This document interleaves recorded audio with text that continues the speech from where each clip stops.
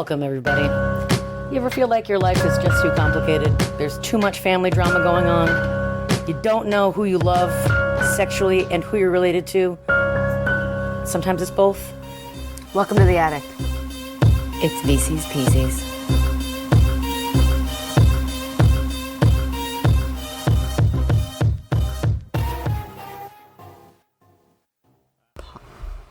Okay, so Hey. welcome to us, the runaway readers. It ran away with our imaginations, our hearts, our Sanity. our feelings. We kept them, and I feel like I was left with a lot of feelings. yeah, It did not run away with my feelings. it kept them close and hard. It abandoned their feelings in me, and now I carry all of them. Let's say that we have the book here, and it's like just having a step back again, I like a through the know. windy. This picture of, as we can see, the growth. She has short hair because she hacked it off. Right. Brookie Poo. This imagining of the two he's. Yeah, what room are they in? I'm so confused by this. I don't think it exactly matters.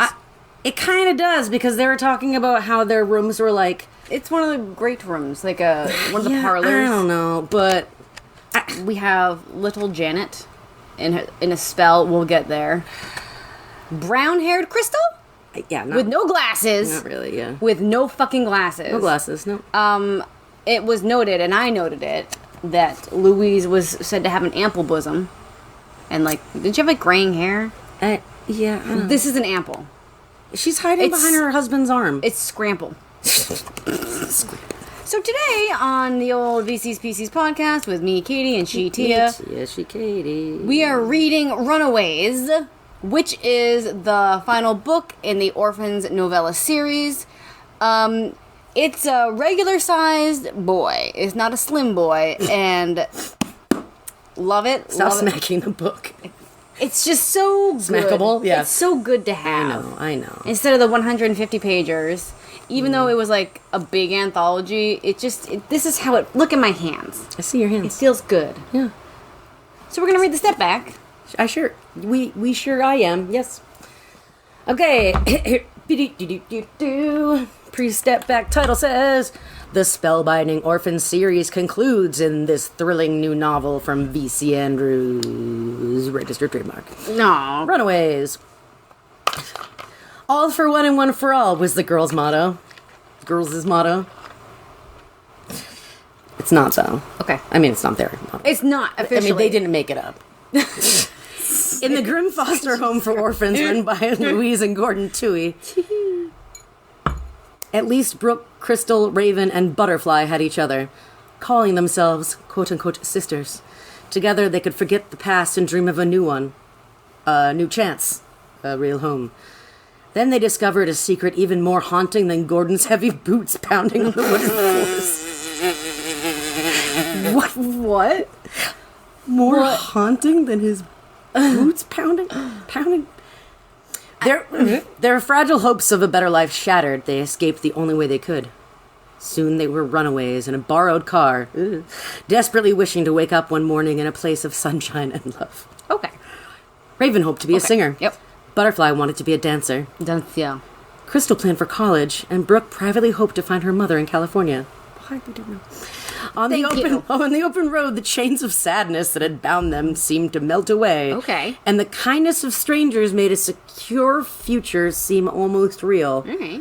But the highway was a dangerous place, and soon they were penniless and more vulnerable than ever. Alone under the wide western sky, they had only each other to ask if they should give up their dreams, or if they were really halfway to a haven of safety and happiness. I would definitely wonder who wrote that. So is someone else writing these and not Niederman? That's hilarious to me as an idea. Yes. Will someone Google for us? Yeah, I mean, it must be an ad person. They have, the Google AdWords in here. Anyway. Okay. So here we go. Yep. Diving into the orphan. Lakewood newbies are called unborn. Ugh, I hate it. Yeah, that's pretty gross. That's weird. Yeah, so we're in Brooke's POV. Yep. For this one.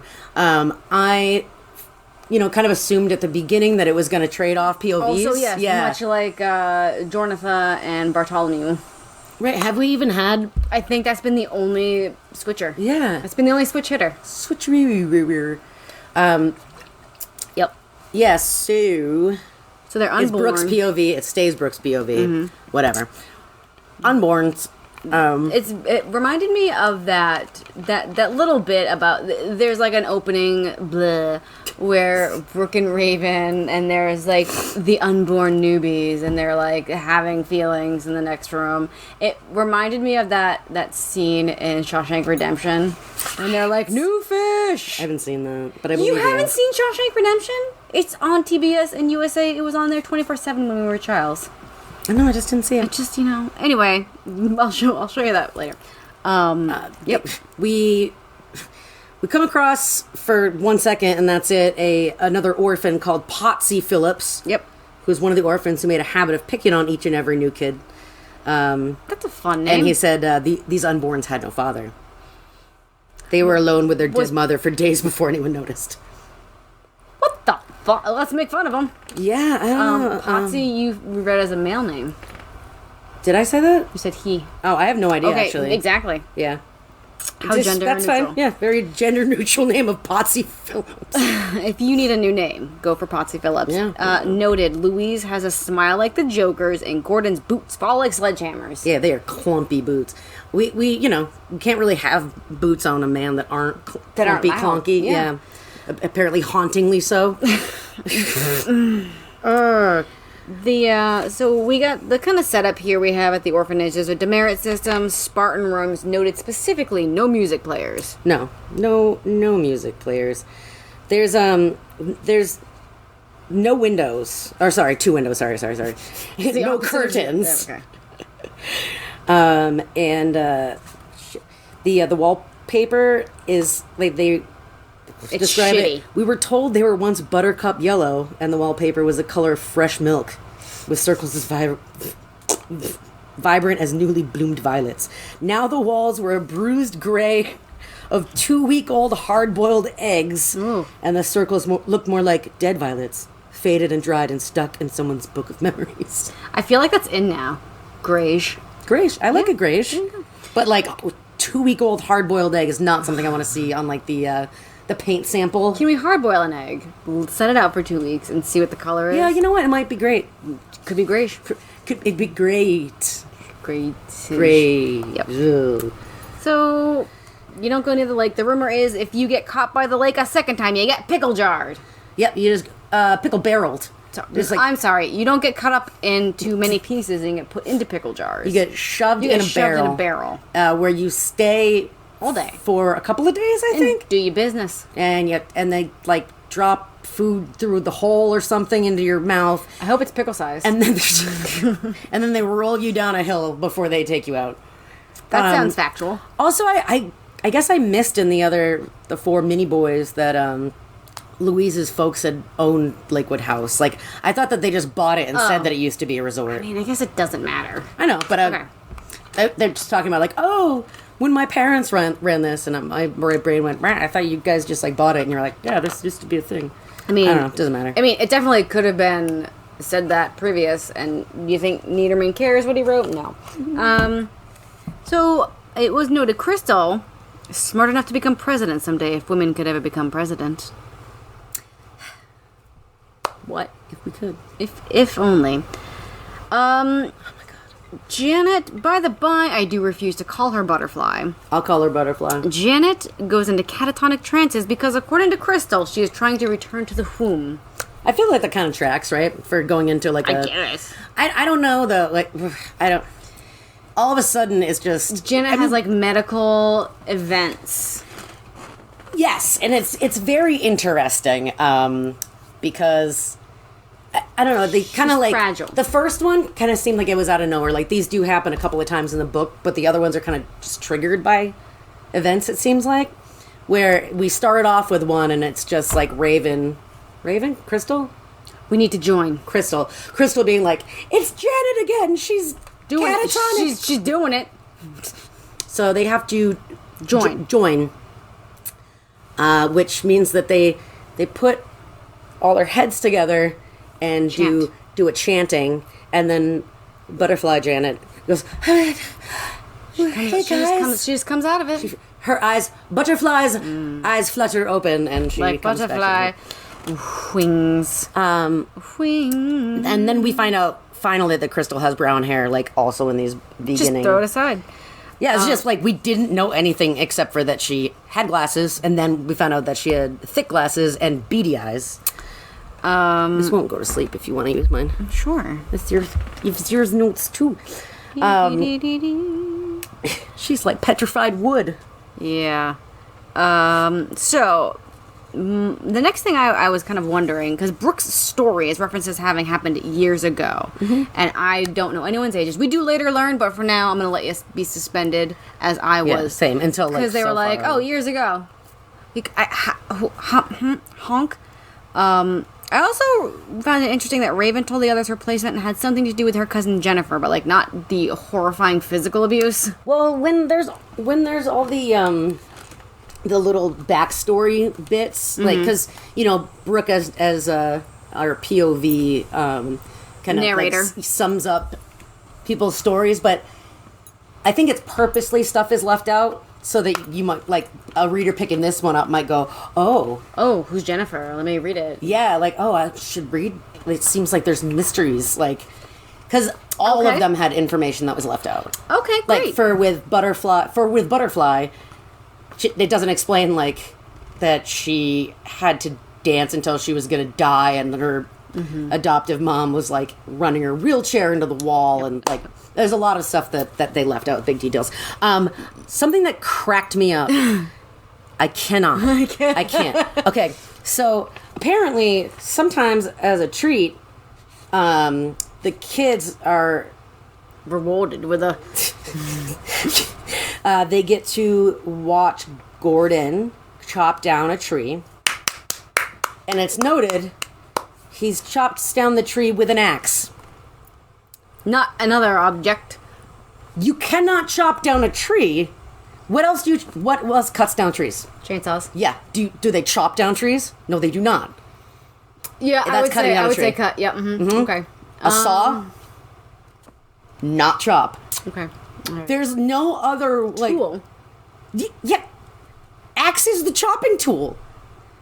Like... I'm gonna have to chew on this, Chop. I just started laughing. I know that it's silly. Speaking of But, Gordon, what I enjoyed was warm affection was contraband with Gordon. That was like a nice little way of telling us whomst Gordon was. Raven. There's a lot of talk about who wears lipstick and who doesn't. Yeah.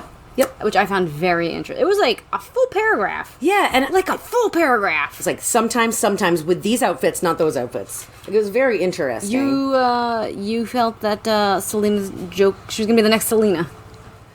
So I feel like they're really like leaning into Raven being like Latina, and like that's fine, but like that really wasn't. That wasn't much of her. I mean, okay, it was in the sense that others were like, "You are not a pure white lady." Yeah, but but she didn't but they were identify just that like, way. yeah, it was just weird. Like all of a sudden, Hey, maybe she went on like kind of like a heritage kind of vibe.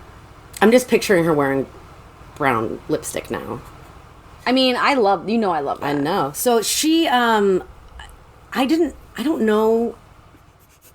Did they mention at all Raven singing in Raven's book? Okay. Nope. So we're talking about that, and then Raven's like, I'm going to be the next Selena, and I really thought that was too soon, especially since this is like not many years after that happened. Like, let her family mourn Raven before you come muscling in there. Speaking of the gals, Dr. Crystal love internet. She always on internet. Oh my gosh, she loves Raven will internet. marry Rich because she's the next Selena. But girl, if you're the next Selena, you will get the rich. You don't need no man. You'll get murdered by your assistant.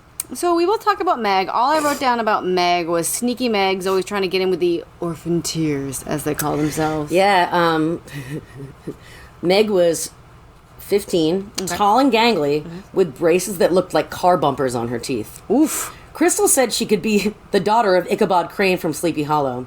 She read the description of him and said he had a neck so long and a nose so long he looked like someone had perched a weather vane on his shoulders. So she sucks. We have, and of course, she's mean because she's also not pretty. Yes. Yep. I mean, duh. And the chat. This is at like the Eaton Times. The Eaton Time chat is there are prospective parents for Janet coming. There's a bit about how they're allowed to go outside and do a picnic. I don't fucking know, but they're all outside, and that is when I jotted down that they are the archetypes: smart, sporty, sexy, and baby. Mm-hmm. So and it was very much because I feel like at that point Brooke was like, "Here we are, baby Janet and smart Crystal and sexy Latina Raven and does that mean Ginger Spice is smart spice? That's sexy spice. No, Posh Spice is sexy spice. Ginger was sexy, Posh was posh. I don't know. We'll figure it out. We'll Google it later. Excuse me. But Louise does a sabotage on Janet's prospective parents. Yeah, was it Brooke like just happened to be like, you know, walking through the by, house. And she was like, "Oh my God, they're talking," and she wanted to eavesdrop because she wanted to like give Janet good news, and she was just interested. You know, her friend might be getting adopted. The thing went well.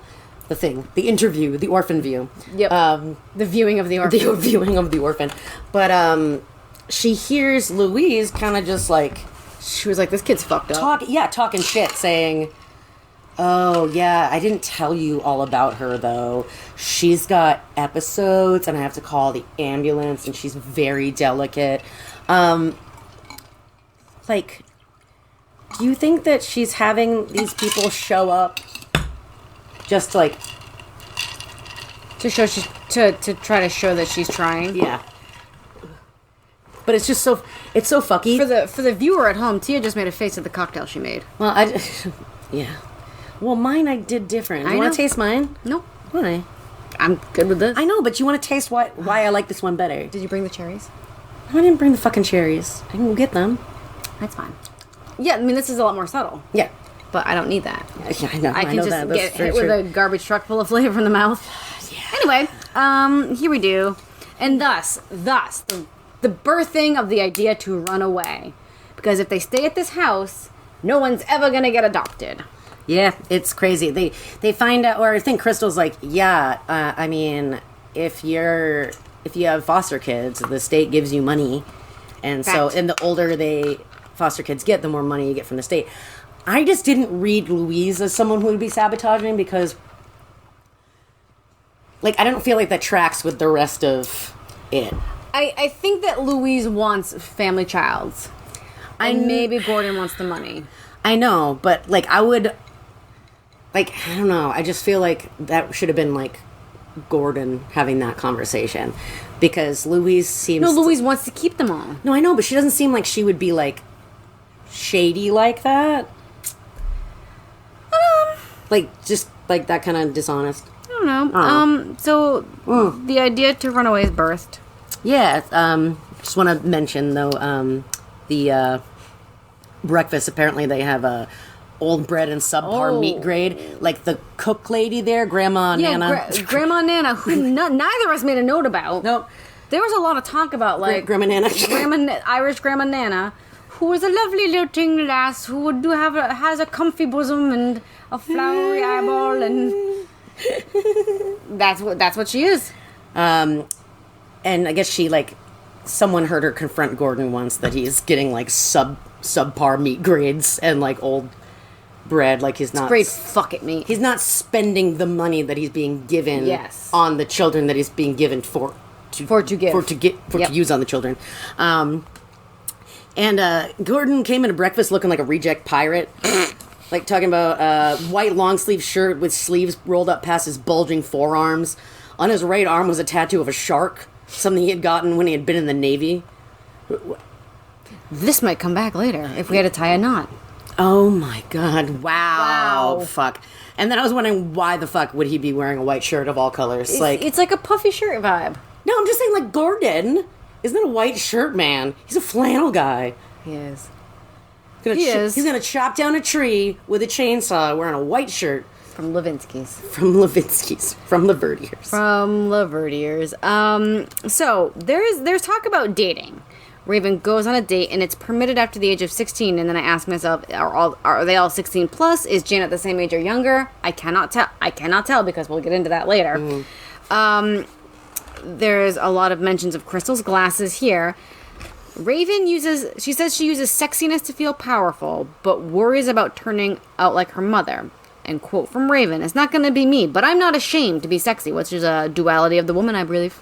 She went on a date with a usually harmless Gary, who they note is like more like just a friend, and then he turned into like an octopus boy, Optimus Prime, an octopus man, Octopus Prime. during this, and He honked-a-pussed her prime. yeah, and Raven was like, the heck, and he was like, yeah, other boys told me things about you, and she's like, yes, I'm saying sad, poignant things about my mother. Yes. Let's get to the hidden cigarettes. Yeah.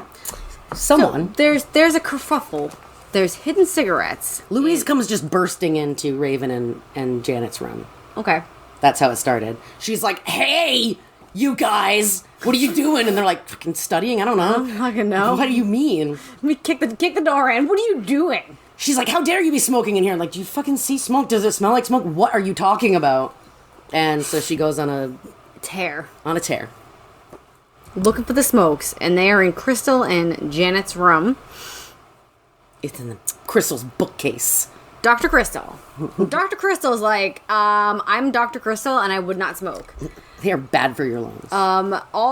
So this is a quote. All sorts of rage erupted inside Gordon Toohey because of the smokes. He was enraged. So they get like fucking demerits and they can't leave the room. What the fuck ever the punishment is. Yeah, you just irrelevant. Get, like, stuck in your tiny room. They're not allowed to like hang things on the walls. Like, so I guess being in a room like really sucks extra. No Nintendo. So Nintendos. Well, it was done by Meg. They know because she's always trying to get in with the orphan tears. Why don't you tell? So you tell about the Revengeance, and I will tell you my note on the Revengeance. Sure.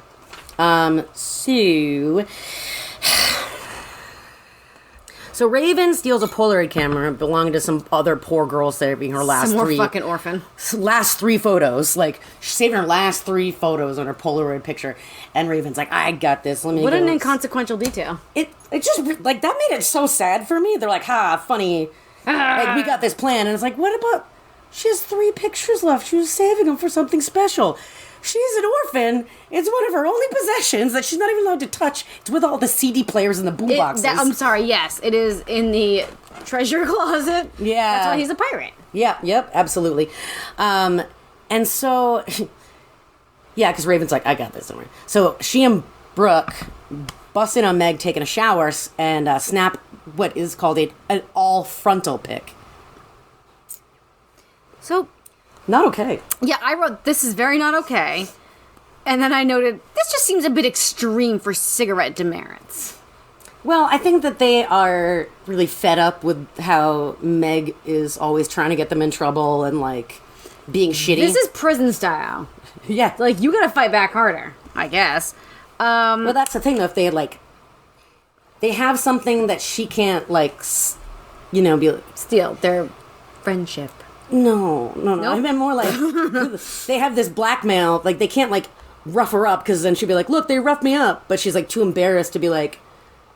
They have an all frontal of me. They have an all frontal. All frontal. So they decide they're gonna head to California, where all of our dreams can come true. Dancer, singer, doctor. Yeah, in California. Maybe she's gonna become. It's interesting because Crystal, we're like. She's like, a doctor, but you're like, doctor psychologist.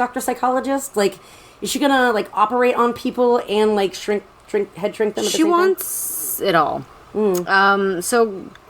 If she wants it now. Gordon does a bath time touch on Crystal, so now she's ready. Because Dr. Crystal was like, I don't know you guys. But then she gets a touch on by Gordo. He asks about her ripe apples. Let's see how ripe those apples are. That's fucking gross. That is fucking gross. That is fucking gross. And he also did a peep on Raven, she admits. Yeah, randomly. I don't know. I feel like the Raven that we read about would have mentioned that immediately. I don't know. This isn't the Raven we know. This isn't the Raven we know, but apparently she's also an amazing singer that was never mentioned. It's like Needs was like, oh shit, I didn't give her A thing. a talent at all. No. Besides, Just racism and physical abuse. yeah, great. Thanks. That was a rough one. So they're like, all right, here we go. We're gonna plan it up. We're gonna do our plan. And then there's like a mystery man meeting Gordon outside. Remember that. It might come back later. I felt like they were just really teasing out the reveal of the plan. Yeah, which was bare.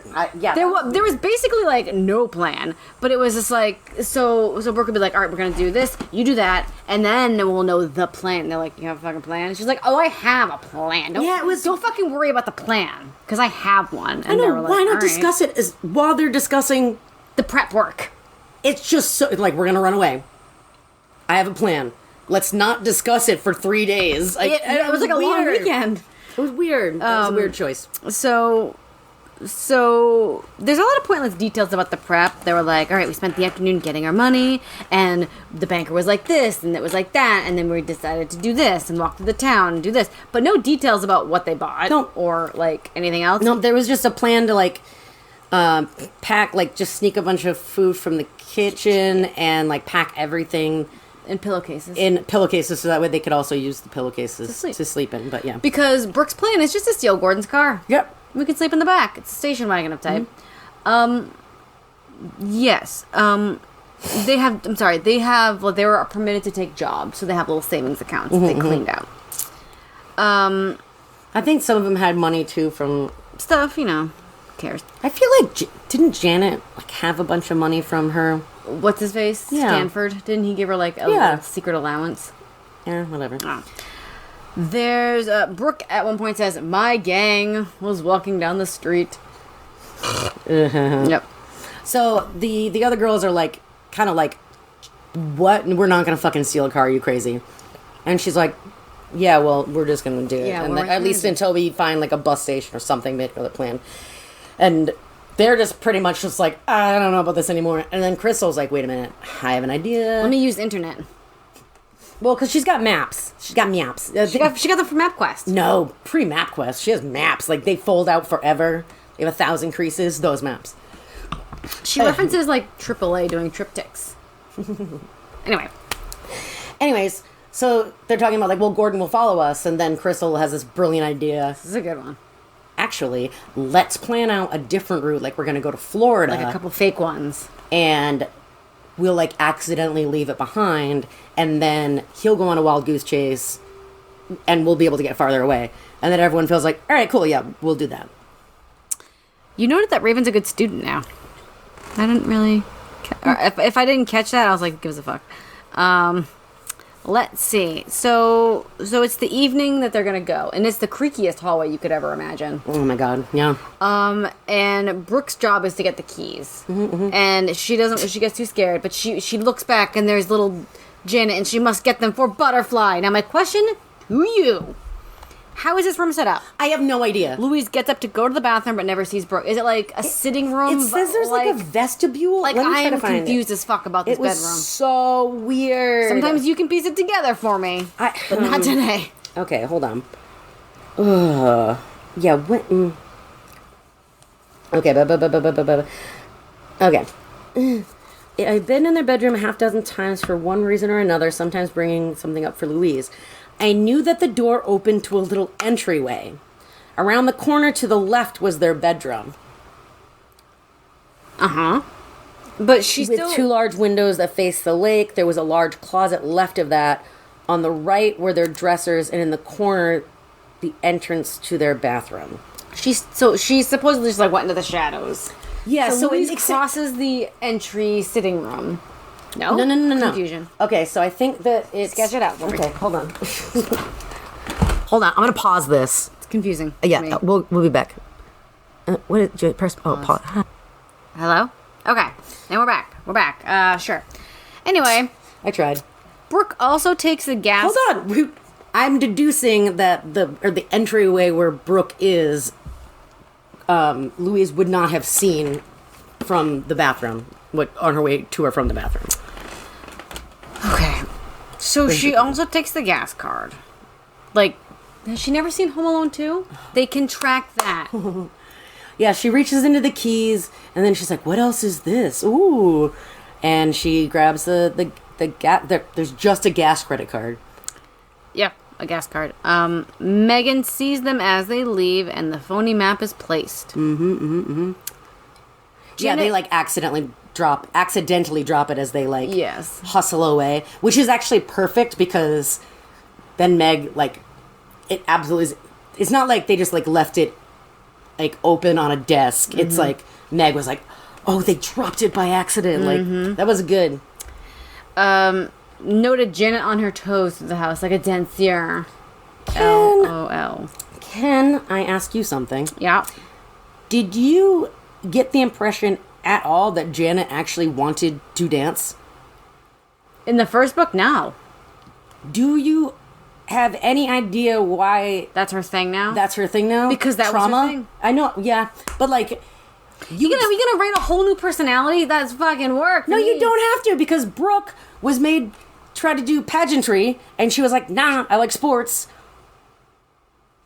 Butterfly, I don't know what she wanted to do, but like you'd think that when she went to the place, but I guess she was also wearing her tutus. Remember, it was like when Crystal came in, She was all tutued up. she was like on her bed, like Yeah. shaped like an egg in a tutu. Oh. So they get to the Gordon's car. Open wine in the car. Nice, Gordon. And they're like, you don't even have a license. And she's like, I got the highest marks in driver's ed. But like, why come she don't have her license if she got the highest marks?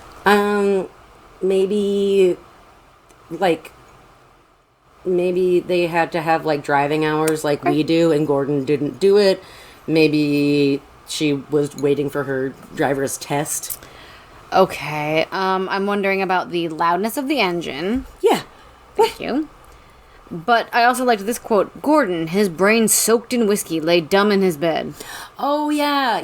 Because when they're waiting for it to be late enough, Brooke like hears him go up to bed or down to. I don't know what direction these rooms are, but anyways, she says that he sounds drunky, steppy. Yes. So apparently he wakes up to a light, but not the roaring of a car engine outside his window. Fact. Everyone but Brooke falls asleep and she misses the exit. Oh, fuck. Yep. Because they decide we are like, let's stay away from toll booths. We're just gonna like We're gonna take the back we're roads. gonna take like a route like parallel to the main route, but like a parallelogram to it. but and Crystal has the map in the back seat. She's got the map. Okay. Because she has to keep Janet sane. She's Janet's mother, basically.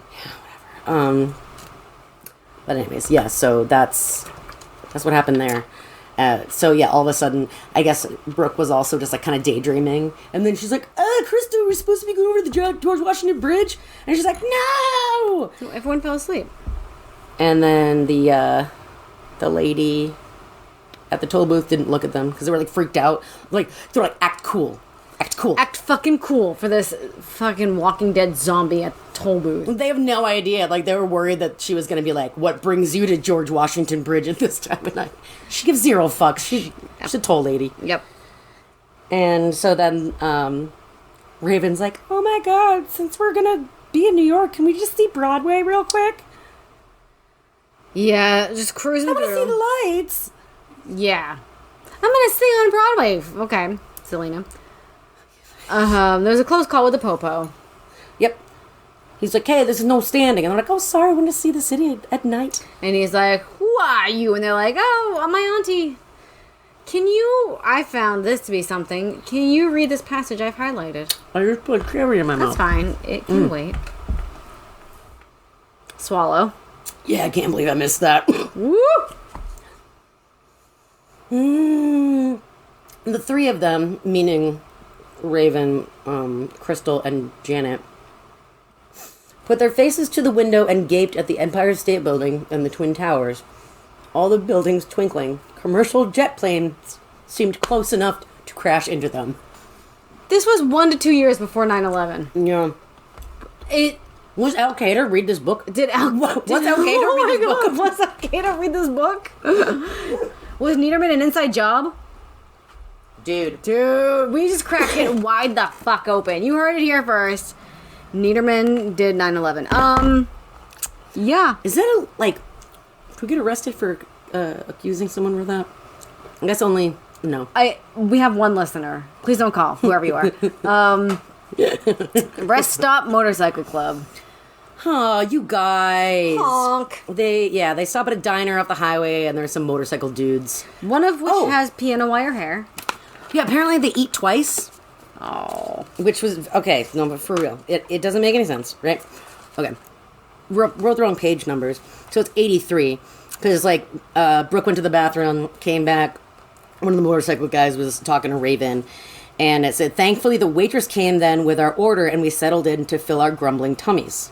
As we finished the last of our food, Crystal asked if we need gas soon. Okay. The waitress served our toast and muffins, and we all started to eat. They just talk about it. So, anyways, Crystal legit takes map advice from this man's. Yeah. I fully thought that I thought she was doing a trickaroo. So weird. She's like, oh, we're going here. Why the fuck would she tell them where, like, and she's the one being like, be careful, guys. Yeah, and it's just, I fully thought that she made something up. So, yeah. Excuse me. So, basically, they go down, like, a side dirt road, because he's like, oh, this is going to cut so like much a half hour off out your of the time. highway. It's, like, out of the way. It was so weird. So, the bikers stop in front of them. Save 50 miles, it's supposed to. Oh, great. Yeah, they try to get them on the abandoned road. I say to myself, couldn't she just have fucking thrown it in reverse? First of all, but then she just rolls over some motorcycles. So I believe that two of them sort of crisscross and park their bikes in front, and then the other one, Polio or Tony, I noted. He parked behind.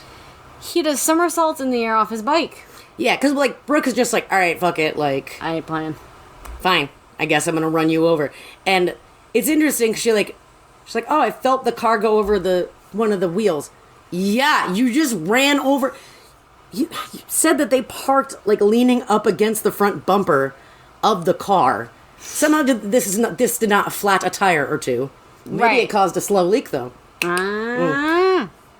Anyways, I don't know. Yeah, it's silly. Yeah. It was such a silly 2-page. Yes, everything here is always like, whoa. Okay, we're done. They're like, we need to throw in antics because this is a road trip with girls who are... They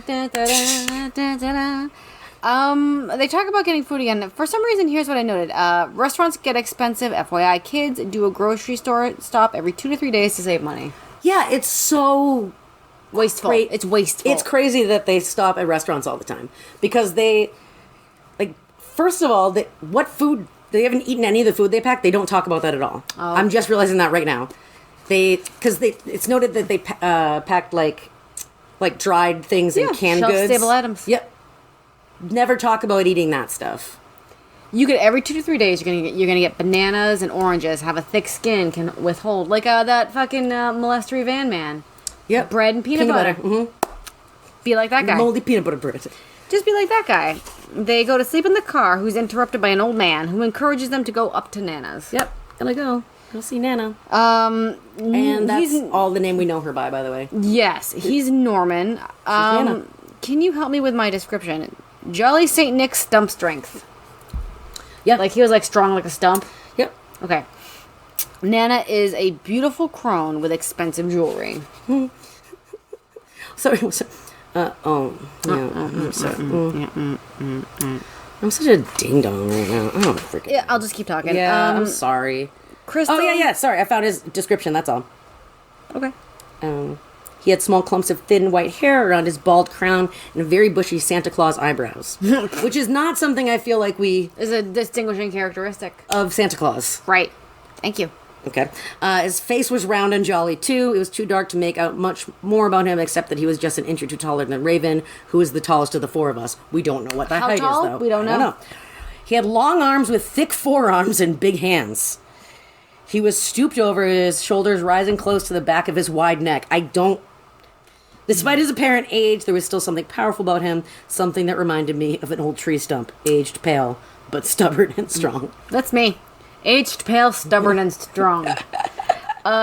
Crystal, with these folks, spins a tale of a legit cross-country trip. Here we do have it. Crystal says she's nearly... No, I'm sorry. Janet says she's nearly 17 but looks 12. Yep. Here we are. Mm-hmm. So they're all 16. Yes. There's a lovely night's sleep at this big old heckin' breakfast the next day. And here I'm going to say, my business idea, copyright patent pending. It's a B&B, but a soft, comfy grandparents' house. You get that, like, flannel blanket with the satin hem. Yes. I love her. That's amazing. Yeah. Knickknacks galore. Yeah. But you have to have, like, the couple running it has to be, like, soft and comfy. Oh, yeah. Great. They sort of dog and pony show that night, too. Like, I don't know what time this is. It's crazy, because they fall asleep. This is, like, late spring, so it's not getting dark, like... Till, like, 8? Terribly early. They end up dozing off. I'm assuming it's dark enough to fall asleep. Old man comes and wakes them up. Yada, yada, yada, introduction. And then they do a talent show. And then there's, like, dinner. Like, they eat dinner, and then they start talking about, like, oh, well, yeah, Butterfly can dance, and Raven can sing, and Crystal's gonna make up this weird poem about grandparents. Like, what the fuck? She has to have a talent on display, too. Not Brooke, because she's sports. But she's like, I'll help you mow the lawn tomorrow. Which they do. The girls help with yard work, and they help with shopping, so they have another night of home cooking and talent show. Crystal, who is the smart one, is like, let's piece the fuck out while they're sleeping. What harm could one more night be? I mean, not really. Son Jerry's there the next morning. He's a big dude who's big mad. He's a suspicious D-bag. Yeah. He's like, apparently he wants them to move out of their farmhouse so he can sell it and go to a retirement home. But like, no, this couple's lived there for 40 years and been married. They're soft and comfy. And I will die in this ranch house. That's the dream, though. Yeah, I know. Die in your own home. Yeah. But he's the American dream. Just have a home to die in. Ooh. So yeah, Jerry, who never visits, is there now, shocking and surprising. And he's like, these are bad kids, probably prostituting around. Where's your bracelet, Ma? Where's your bracelet and your watch, Ma? And she thinks they're on. She's like, I don't know, they're on my bedside table. Better fucking race the fuck upstairs. He ran. He was like, they're not there. And then Norman was like, oh yeah, I think you put him in the drawer before you started cooking last night. And then she was like, yeah, here's my stuff. He never apologizes to them. No. What a chode. Total chode. And he also says... They just like, we gotta get out of here. And they just left. They just fucking left. It was weird. He also says, there are girls on the loose everywhere. Yeah. We got loose girls. Loose girls running around, too. Oh, man. And here... the next character we come across is a hitchhiking young lady gal. They're picking her up, and I'm sure. I was reading it being, I'm sure this will be fine. This will clearly be fine. Yep. Neither of us wish to discuss this person whose name is Sunshine. A hitchhiking girl wearing shoe boots. I don't. How can it be both a shoe and a understand? How is it both a shoe and a boot? I don't know. Okay. A shaboot. A shabooty toot. As we drew closer, we could see that the hitchhiker was a young woman, maybe 17, 18 years old. She wore a short skirt the color of light tea, shoe boots with no socks, and a tie-dye tank top. How do you see the sock with the shoe boot? What does this mean? Like you'd have to be wearing sandals to make sure someone's not wearing socks. Or a very low top shoe. I mean, now we do have a lot of there's been a lot of sock advancements. Technology, yes. But shoe boots. Basically, she's very alternative. Yeah, I would love to keep reading the description of her if you're interested. Okay, sure. A lime green and white bandana was wrapped around her peach and blue colored hair and her forehead. The faded brown suitcase upon which she had been sitting looked like it had been tossed off out of a speeding train. It was cracked and battered so badly some of her clothing was actually leaking out. This leaky clothing. She wore only one earring that looked like a thin string of leather with a blue marble on the end. Her small frame dark blue sunglasses hid her eyes. She wore no makeup, but it looked like she had a patch of tiny blue dots on her left cheek. The tank top was snug and revealed she was braless despite her full bosom. Nips. She had lean arms with a tattoo of what looked like a sunflower bursting open on her left forearm. Her right hand was covered with metal rings, none looking very expensive. Despite the tattoo, the dots, the strange clothes and appearance, she was a pretty girl. Oh. Well, Yep. anyways, that's She's alternative. My note was like I already... a raver hippie. Is what I already thought. can't... There... Oh, Yeah. yes. Mm-hmm. I just wrote I already can't with this. Sunshine. Yeah. Baby raver hippie. Baby Raver hippie hitchhikey. She's a kindred soul with Raven. Immediately. Like... Raven is like, you're the fucking coolest thing I've ever seen. You're fucking so cool. And Sunshine's on the street because she had just broken up with her boyfriend, Sky. And then I came up with like such a funny phrase. So like she pulls out a cigarette. A joint cigarette. She pulls out a cigarette that's kind of loose. And they're like, don't smoke. And she's like, one puff on her. And then like they're like, oh my God, it smells like weed. But I came up, so you know how they call weed the devil's lettuce? When I read that, I was like trying to write down like, you know, that she had a joint. I wrote, oh no, a devil's burrito. And I was just... That tickled you. I like immediately texted my friend Coburn because he loves burritos and bad word pun play. So he loved that too. He's like, I'm going to use that. I was like, you should. Great. So if you have like a fat joint, it's a devil's burrito. You know what? I mean, it can be any sort of... It's not even. It's just a devil's burrito. Anyways, they end up telling her the real story. Maybe a bit too much. That happens so often. It'll be like something someone quickly said, maybe too quickly. Always, like so often. And it's usually Crystal. We're fine, she said quickly. I could tell by this other person's eyes that they thought maybe too quickly. Crystal gets on Sunshine's case about hitchhiking around but not getting a job, which is very Crystal of her. So yeah, they're saying like how much money they have, that they stole a car, the exact place they ran from. So they all go to like a diner, and Crystal fucking has a great fucking idea, and I was like, let's leave her here. Yeah, totally should have left her there. So many times Crystal was like, yo, the heat's getting hot. Let's leave this fucking weirdo here and run. Sunshine takes the tip that was left to pay back her portion of breakfast. Yeah, she was like, Crystal, you pay for this, I'll get you back soon. I gotta go to the bathroom. Go out to the car. Chris is like, let's fucking go. Like, let's go. There's issues. And they're like, oh, no, we got her stuff. They're like, fucking put it on the ground. No one's gonna steal her shitty suitcase. She's let's go. Street smart. Let's go. Yep. I loved that. Yeah, for real. But they didn't. They did not do that. She gets in and she's like, here's money for my thing. And Crystal's like... Crystal somehow was like, oh, this is the exact 5 I left. Because she thought that it had a blue dot on Lincoln's face. And she thought it was weird that it was marked. Okay. It's noted that Raven tells Sunshine, quote unquote, more and more. She has a mysterious credit card for a motel room. That goes nowhere. Because I was like, is this a stolen credit card? What's going to happen? Well, I thought maybe that it was just like a credit card that like wasn't going to work. That she knew it wasn't going to work. But like was a way to get her to be like, oh, is there any way else I can pay? Because when like the guy from the motel comes out, they were like... She's like, I'll see you later. Like, yeah, he definitely gives a see you later to one of the girls. Yeah, well, yeah, to Sunshine. Okay. So I'm thinking that, like, she got the motel room, like, in exchange for humpins. Wait, real quick. Speaking of credit cards, I didn't note the first time, but, like, they use the gas card to get gas at that first place where they run into the bikers. A few times. Yeah, but the first place they run into the bikers, because they're like, how are we going to use it? Don't we need his, like, signature? And they're like... No, you just like... Just put it in. Just put it in one of those things.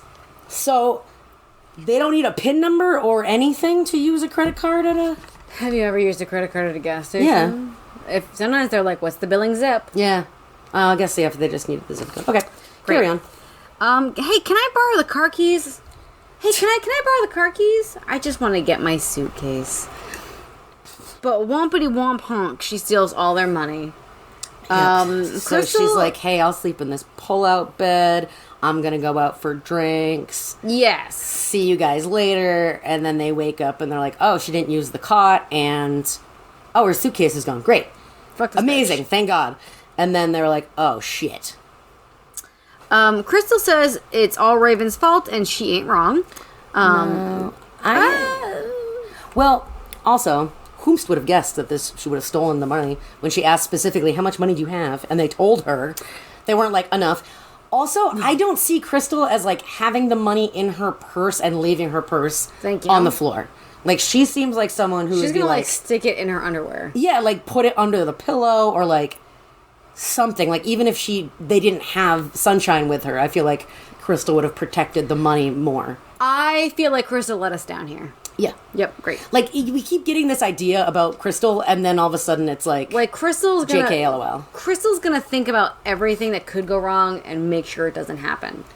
Theft? Yep. Mm-mm. And then they're like, I guess we should go back. We have no money. But then they're like, well, let's tear up the seats looking for loose change and find some cocaine. It's the cocaine. Yep. It's a bunch of blow, and then there's empty it out into the rainy wind. Because I think Raven's like, we should keep this. This is worth a lot of money. And then the other girl's like, I fucking no. Ooh, we're not going to transport this across state lines. Yeah, no. Anymore. more state lines. Like, we're going to huck this. And then, I don't remember which one of them, if it was Crystal or Brooke, was like, no, hold on, though. Like, we're not just going to put this, like, some kid could find it, like, an animal could chew into it. Like, right. So they shake it out. And then Crystal's like, hold on. And she puts the bag under a rock on the side of the road. Nowhere. Yeah. And they're like, we really can't go back now because Gordon will kill us. Bum, bum, bum. Yep, so they go on and find a diner. And the sign says, what? Crossroads Restaurant, eat here and get gas, lol. Because Raven said, I hope that isn't a comment on the food.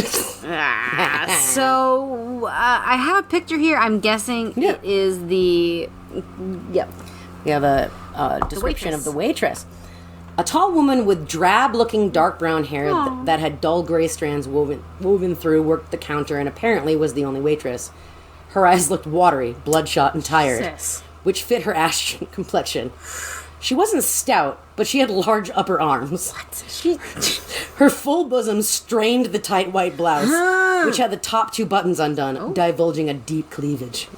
Go deep. I could see it was a sight not missed by her customers, all males. Her black skirt was tight, so tight that her hip bone was embossed on both sides. She paused, put her hands on her waist, and gazed at us. Is she just an upside-down triangle? Like her hip bones are embossed upon the outside of her skirt. Like they're poking out. Yeah. I don't... But she has, like, huge knockers and, like, big arms. From slanging hash browns? I don't know, but fantastic. I don't know. She's not stout, but she's got large upper arms. It's so busy that Brooke, who has worked as a waitress, goes to help.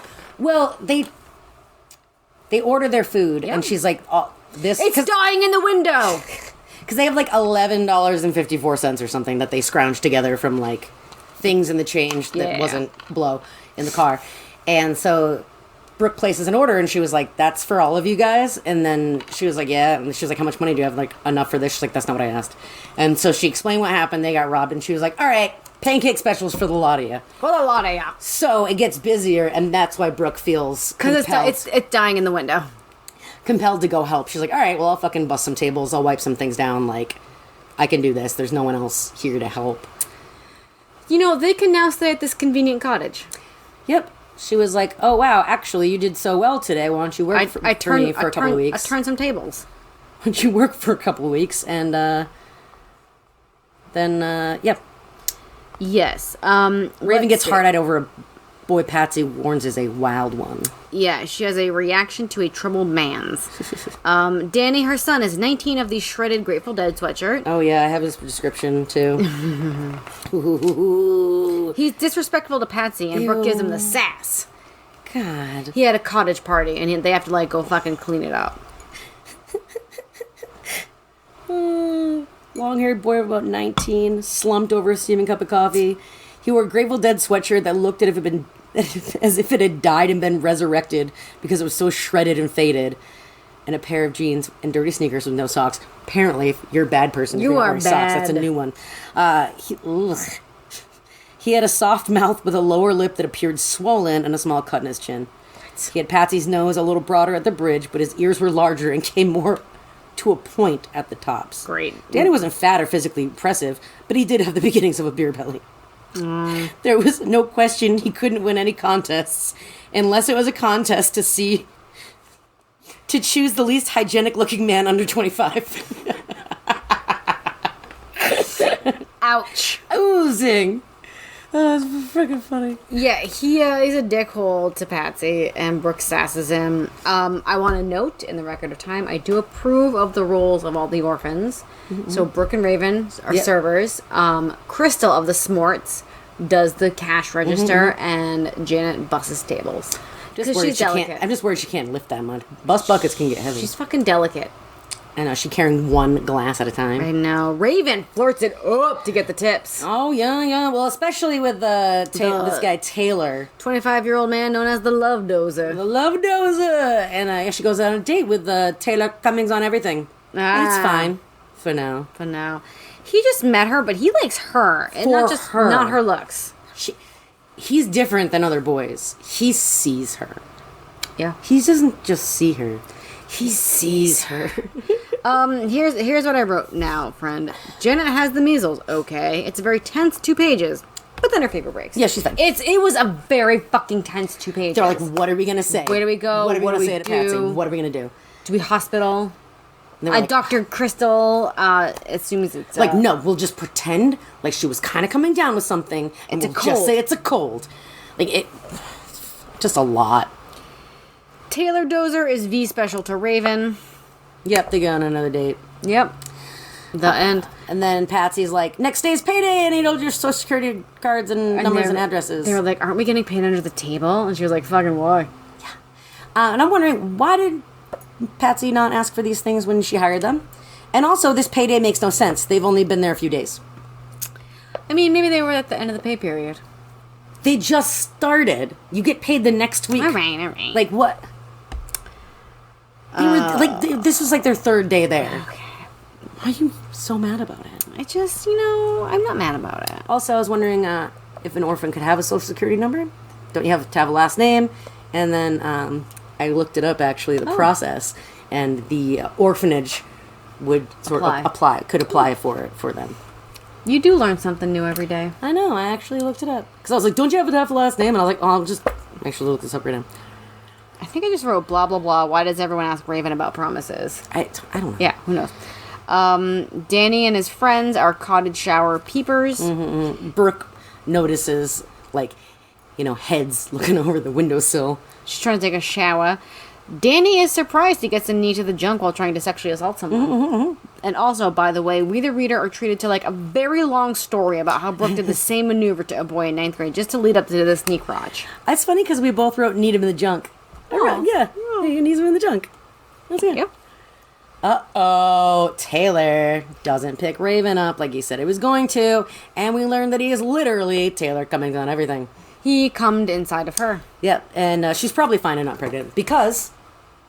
When does her period due? It's 2 or 3 days. Huh. Yeah, That's definitely not the most fucking fertile time. Yeah, definitely not one of the most fertile. I mean, authors and writers, they ask people things. I know you're a man-eater, man. That's your most fertile time. The egg is ready to be fertilized. It's looking for a sperms. A sperm? A singular boy is sperm. We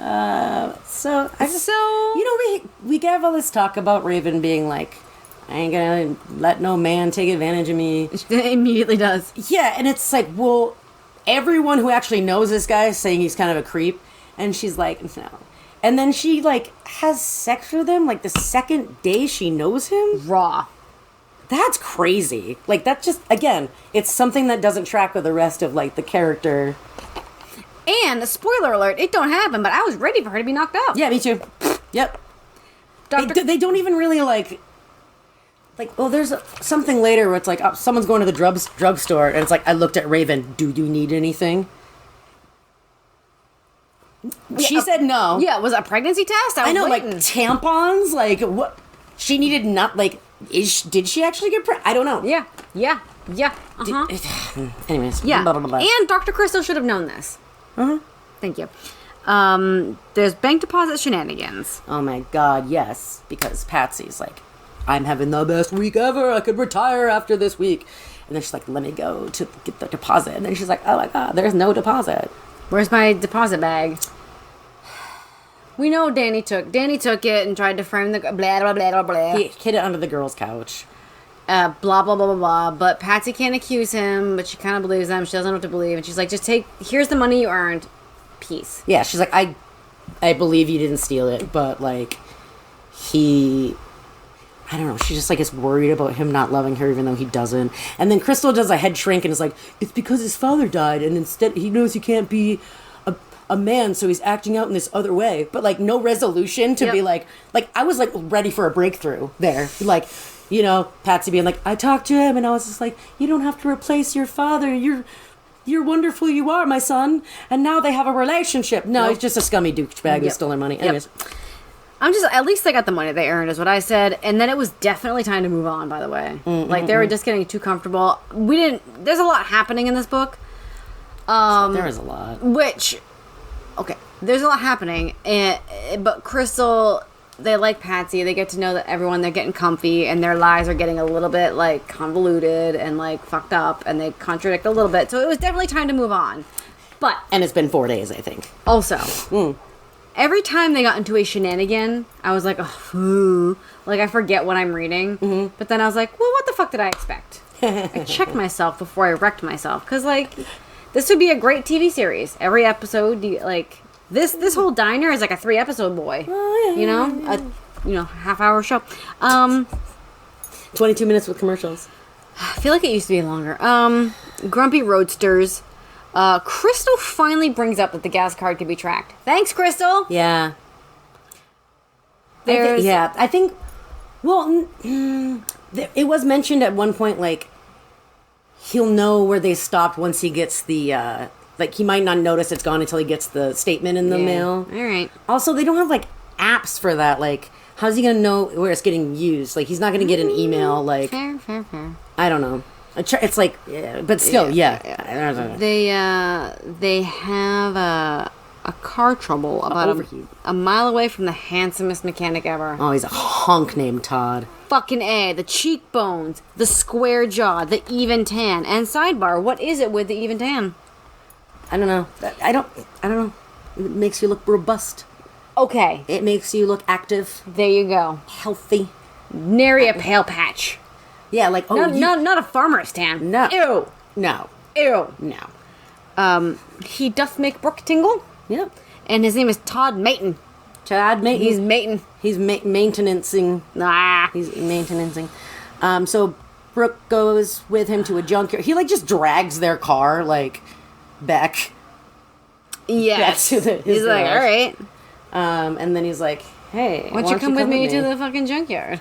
And Raven's like, hey, you better watch out for boys, like you told me. And Brooke's like, it's fine. It's not like I'm tingling. It's like, he, like, sees me. He says I have the cutest nose. Todd's father has a bad leg due to the diabetes and spends his days in the bottle, so let's have some trauma bonding. Yep. That was nice. Yada, yada, yada. The next screenshot I have, which I'm sure you'd love to read, is the description of the B&B lady. Yeah, the girls, they book a room for the night They at the book a B&B room called for the night, Woodside. because Todd's, he'll like, I'll take care of this. I'm a good man's. I'm the handsomest good man's. He was like, Brooke, maybe I'll come pick you up later. She's gonna help me. Because, like, she was able to, like, spring the hood of the car. She could hit the button to open the hood, so she knows what's up. Yeah, he's like, oh my god, do you want to jump You're with basically me? a mechanic. Do you want to come do this with me? Oh god, okay. Perhaps because I was very hungry, I saw Mrs. Slater in terms of food. She wasn't more than 2 or 3 inches taller than Butterfly. Again, we don't know how tall that is.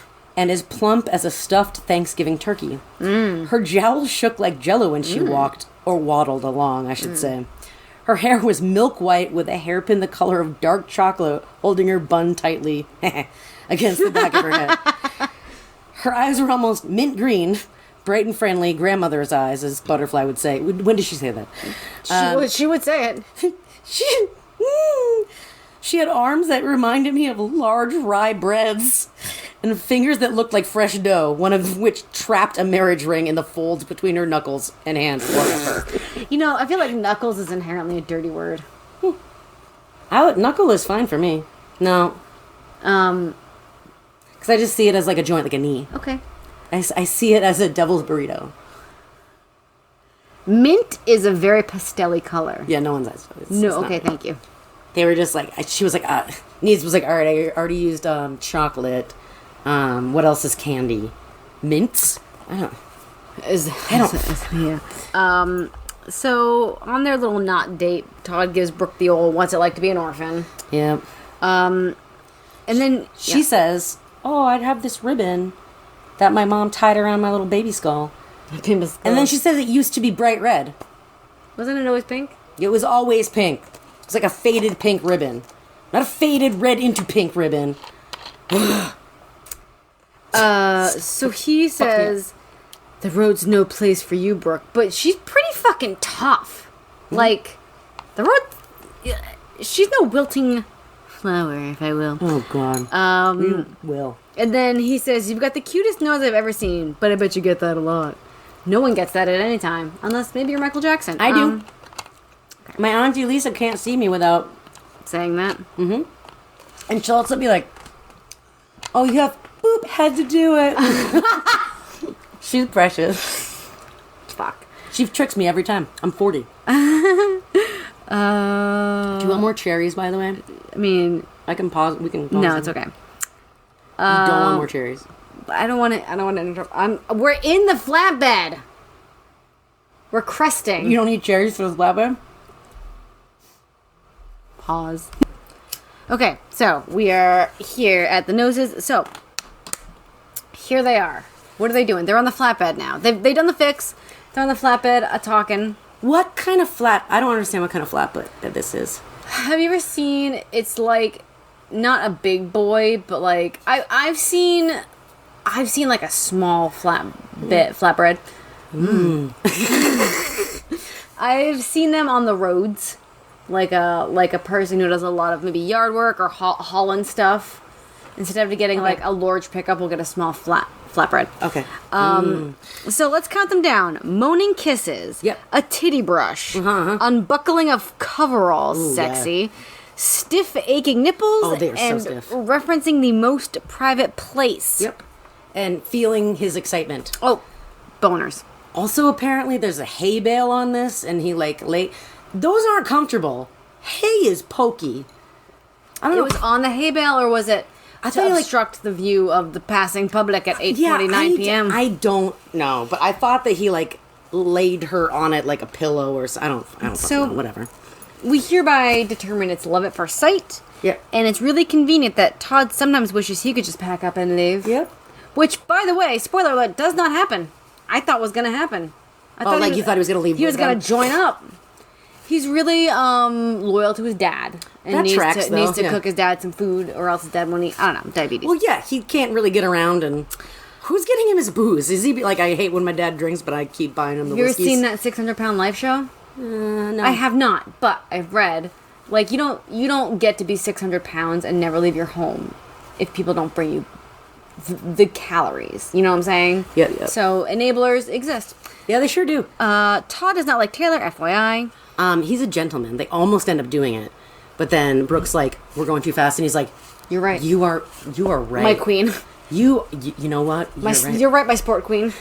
He's like, I've never felt this way. She's like, me neither. And he's like, hold on, give me a minute. I gotta swallow down this boner. I get my bone down. Yeah, I gotta chew it back. I gotta chew my comeback. Wow, bubblegum. Patent pending copyright bubblegum. Salty. Oh my god. Just a wad. The umami. Just it's really putting the ew in umami. Oh my god, we're brilliant. Yeah. Bubblegum. Put the ew in umami. Yeah. So, Brooke, at some point in this, mentioned selling the car, and she's like, well, someone can fucking, but they don't give a shit. That's a great fucking idea. It is. That's a great fucking idea. And again, I thought it was going to be a segue, actually, let me ask Todd if he knows, the guy at the fucking junkyard. I'll take it for a couple $100. Probably would. She goes back to the B&B, tells Raven she knows she's in love. Todd's different and promised to come visit, blah, blah, blah. Yep. Because he's not Taylor. It's just, that's kind of a burn. That is Isn't that insensitive. shitty? It's so insensitive. She's like, I know I just met this guy 2 hours Oh, ago. by the way, remember when I lectured you about this one day ago? Yeah. I don't even have anybody to vouch. No one vouched for this guy. He is a stranger. The danger is in her tingle pants. Oh my God, right?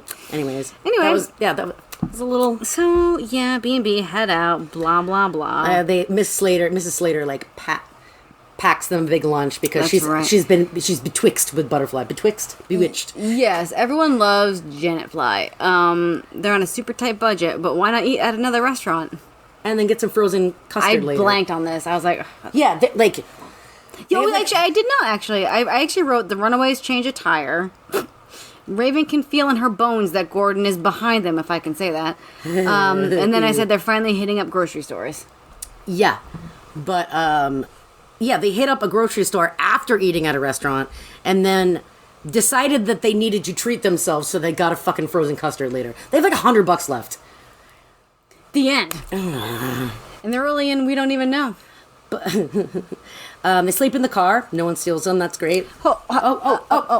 Crystal makes the case to go back, and she's like, the cocaine will be under the rock. The one that you dumped it out. Yeah, I was saying, but in the morning, Brooke and Crystal are up first, and they have a talk. Decide they'll probably have to turn themselves in, but they'll show the cops where the empty bag of blow is hidden under a rock. Like, do you really know exactly where you've been? Like, thank you. I guess they drew She has the a route. map. Yeah, she drew the route on the map. With a felt tip pen, maybe. Maybe. Also, how long have they been gone at this point? 5 days? Who would know? No time. Brooke's like, let's give it one last honest go. Yeah, like, we have to actually run out of money. Yeah. Hey, in front of the others, so that we can kind of all decide together that we're going to go back. There's a weird old lady left behind at the all-you-can-eat breakfast. Yeah, $1.99. All you can...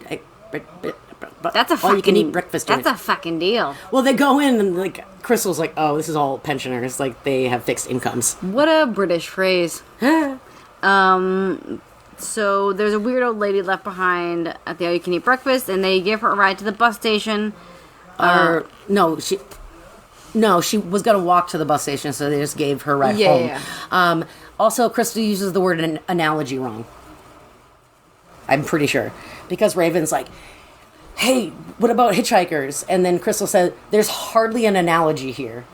Which is true, there isn't an analogy there at all. Yeah. And then, like, what the old lady's son's name is, like, Thomas Kincaid. And I thought that was really funny. Thomas Kincaid James. But, like, was that, like, is Niederman a fanboy for Thomas Kincaid? I hope so. You wrote down the thing that she says in her rambles. Yeah, her husband, the old lady's, Teresa's husband was a shoe salesman. Saved more souls than a preacher, blah, blah, blah. And he got offered, like, an office job, but he didn't want to because he wanted to be with the people. And he called talking with people pressing flesh. And that's disgusting. And I don't know anyone. While I'm swallowing, you say that. Yeah, pressing flesh. That's what she said. Ain't it the truth? Yeah, everything she says at the end. Ain't it the truth? Ain't it, though? And then everyone's, like, chanting it and saying it by the end of the ride. Oh, she's homeless and lives in a literal box. I couldn't handle that. I noticed the crying emoji. Well, because, like, she's, like, talking about, like, her nice house that she got with her husband and how, like, her children are, like, rich and take care of her and they call her every day. They don't because she's homeless. And then she's like, drop me off at this corner. It's whatever. And then they see her, like, crawl into a box. Crawl into in the rain. It's a wet box. And then Crystal's like, that's what that smell was. Yeah, because like she smelled fucking weird. Brooke has a secret put away heart. She does notate it. Crystal does a CPR on an RV man.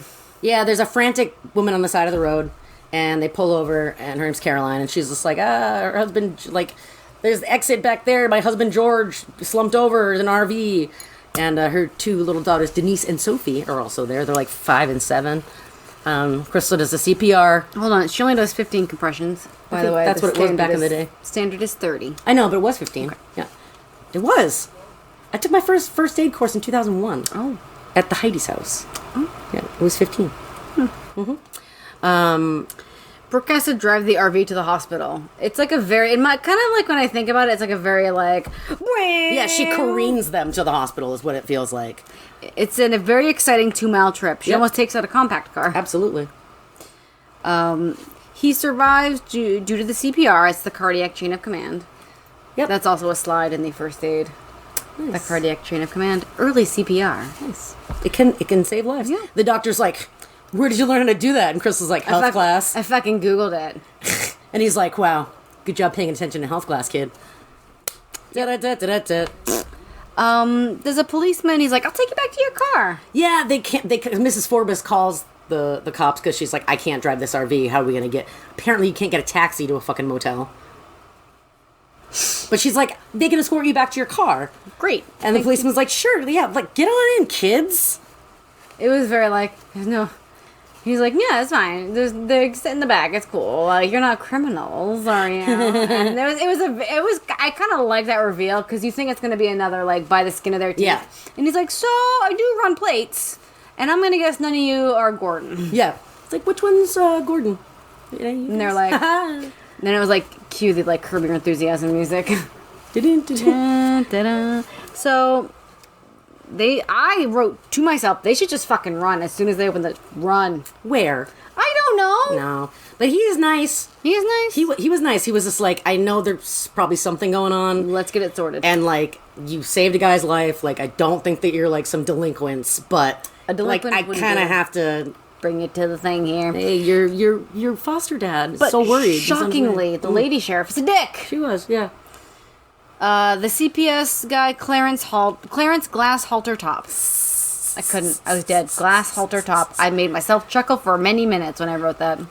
Also, that's the joke. Halter Top. They're in like a questioning. Yeah, halter. Yes. It was really good. When I read your note, I was like, when they're in the interrogation room, like Brooke was like, I've seen enough shows to know this was a one-way window. Yep. No, it's a two-way mirror.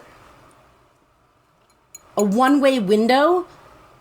I mean, I guess that it, like, from the other side, but, like, it made it seem like it was not, I don't know, whatever. It made it seem like it was backwards, like they were the ones looking out of the window. Anyways. So, Clarence Glass Halter Top. Oh, we find out their surnames, finally. Yeah, I was not into, what? Brooke Oaken? Oakenfold? Oaken. Okay, UN. Mm-hmm. Crystal Perry, Janet Taylor, Raven Flores. We knew that one. I think we also knew Janet Taylor, maybe. But maybe. Definitely didn't know Crystal Perry. Steve Perry. Steve Perry. They're going back home. They need to join together in a witchcraft. Yep. And then because someone says, what is this witchcraft? I think it's Clarence Glass Halter Top. Yep. Gordon schmoozes his way around the sheriff's office, but is fucking dashboard punching mad. Oh, yeah, as soon as they're far enough away. He's like, He's like, well, I looked for my fucking stash. That's what he sounds like. Where's my fucking stash? And then Crystal's like, she is ice fucking cold. She's like, I'll take you to it. We can go. Let's go right the fuck now, and I'll take you to it. For some reason, I noted that Crystal was ice cold. Ice cold. Gordon says he never wanted to be a foster parent. Yeah. Oh, no. So they go to get a motel, and he's like, what, you guys gonna stay with me? Which, I'm sorry if you're a criminal. This is smart. You're correct. They would absolutely all run. But still, ugh. Yeah, he's gross. And he's like, one of you has to stay in my room. So, that old No Nighty Brooke volunteers. Ugh. There's gross Gordon by the bedside Talkins. Yeah, so she does a good threaten, and then he backs off. Yeah. But then he ties her to his wrist with a rope, so she can't go anywhere. Also, gross but smart. Also, how long was this rope? Like, they're in 2 different beds. 6 feet apart. 6 foot rope. Because she said that it was, like, enough slack for her to roll over, too. I don't know. He just, like, happens to have a rope for time. I mean, I guess he would. So she manages to untie the sailor's knot and takes the keys again. I'm wondering how it was easier for her to figure out how to get it off his wrist than her own. Yeah, that was something. Like, she had to go creep over and look at his knot. Yeah, that was an interesting point that I just glossed over. At the one that's on your wrist and probably figure yours. I don't. Because she was, like, running with, like, the rope on her, but she has to, like, delicately undo his. Yeah, I don't. Why? Oh, probably to use 2 hands. She can't use 2 hands. Oh, hey, okay, great. And then they talk about, like, she was going to keep the The rope as evidence. The rope as evidence that he tied it, but then she ends up tossing it anyway. I don't know. So they're off again. She's like, you know what? Just gonna fucking steal the station wagon keys again. They Done. bullet off into the night. So they don't know where they're gonna go, and then I wrote I know with kissy emojis because I thought they were gonna run to Handsome Todd. Oh, I thought they were gonna go back to Handsome Todd. They did not. Nope, they just accidentally end up super lost. They run out of gas on the moon. Yep, in the middle of the desert, and they talk about the moon. They just start walking. Yeah. And end up between some boulders trying to sleep. snooze. Just have a sleep in a boulder. A kindly Native American fellow arrives via horseback and says, "You're on the Navajo reservation." He is a magic native, if I can say that. Yep, he's a peace officer. Yeah. And Crystal makes an extremely off-color joke to Raven about being scalped. Yes. What the fuck? Does make a scalping reference. I feel like Crystal wouldn't make that reference. Yes, you wrote what the fuck, and I just wrote "eesh." Like, So he's like, "Come to my home. It's just me and my wife," which I remembered. His wife Anita, who eats mechanically with no real appetite. Only Janet offers to do the dishes. Now, yeah. This is so funny. Of course, when they arrive, there's an instant connection, like with the family, and we're given the devastating news that Tommy and Anita's 3 would now be 5-year-old daughter Annie has passed away due to the tragic irony of her heart being too small. Icebergs crack, rivers flow, small ponies are given to new children, and everyone moves on. Yes. So they find a baby picture, and I, for one, definitely remember the my wife and I. Yeah, and they're like, "Where's your fucking baby?" Like, oh, and she's like, "It's dead. It's dead." So Tommy, peace officer Tommy, had to call the FBI and CPS, but I guess it's all okay. Mm-hmm. I feel like their whole orphan vibe was like be under the radar, and he's like, "I called many federal agencies," and they're like, "All right," because they trust him, I guess, and they don't. I think at this point too, they've fucking given up. They're like, "What?" I guess we ended up on the moon, so I guess we suck. I feel like this ending took forever and like wasn't even done yet. Right, because it was so many false endings. Yes. So Janet brings Anita back to life. She is a childlike, almost 17-year-old, but I wrote really is described like a child of 7. And what did you say regarding this? She is a Charlotte or Sylvia. Yeah, is Butterfly like Sylvia Charlotte now, sort of situation? Did you watch the original run of Arrested Development? Yes. This is like a Charlize Theron, Mr. F. This is a fucking Mr. F. Is she a Mr. F? You're down. She's Charlize Theron. Because if you haven't seen it, the setup is that she's basically like a manic pixie dream girl, and Michael is taken with her. But she is, as they say, a mentally retarded female, which we say now intellectually disabled. So and like her British accent like confuses him into thinking that she's just being like kooky and twee. Yes, that she's precious. Oh, these little sayings you got, you Brits. Shh. So Janet's a Mr. F. Yeah, she's a confusingly intellectual development. Yep. Yeah, I think it's so. Really yeah. It's the pony thing. She's like, my pony. I will brush him hair and name him George. What the fuck is happening? So Raven and Co. thinking like, hey, brownish ethnicities are probably allowed to mix up being different nationalities, right? That's totally fine to try and look hidden for other people. She wears the buckskin. Yeah, she's like, try this on. And they're like, oh my god, you could pass. What? Then page 326, another casual scalping joke. Nope. Bad job, Niederman. Ooh. And then like Crystal's talking about how like she's like, oh, that sounds like coyotes, and she's like, I did a computer project on coyotes. And then I'm wondering, are Brooke and Crystal in love? That is a wonderful take, and I love it. I feel like they're very mom and dad. I feel like they are the brains of the operation. They're the brains of the operation. Janet is a Mr. F, and Raven is kind of like emotionally volatile, so she can't be the thinking brains. They are definitely the parents. I love it. Yep. So Janet's radiant on her pony. I noted there's the Mexican feast of fajitas reappears, a la Melody in California. Our traditional dinner of Taco Bell, page 325. Like, we had fajitas. I also question: did someone kill Gordon? Did you?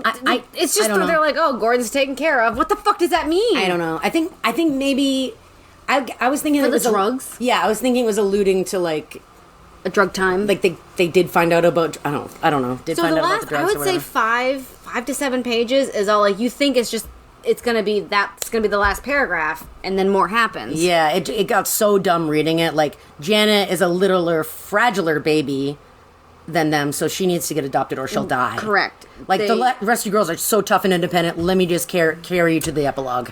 So they have to go to Albuquerque tomorrow. Why does Brooke think that her birth mother's in California? By the way, did they ever say why? She says that for some reason she thought. She's like, from the little details, which we are not even given. She had some maybe suspicion, but she does talk about how like she knows that's crazy and it's a huge place, but like in her secret put away heart, she just hopes that they'll just run into each other. So the setup at going to Albuquerque is for the CPS, and Janet sleeps curled around her Navajo necklace, but she's like fucking super catatonic the next morning. They have to join, but the joining doesn't work, and they're gonna fucking race to the hospital. She stopped her own heart, which for some reason I misspelled as stooped her own heart, which is delightful. Anita's kisses bring her back on the way to the hospital. It's like a literal kismet. Oh, your face is so disgusted. It's just surprising no one. Janet stays at the reservation, and here's my last note. I can't with this epilogue. Yeah. Yeah, it's like they know, like, of course Janet's gonna stay.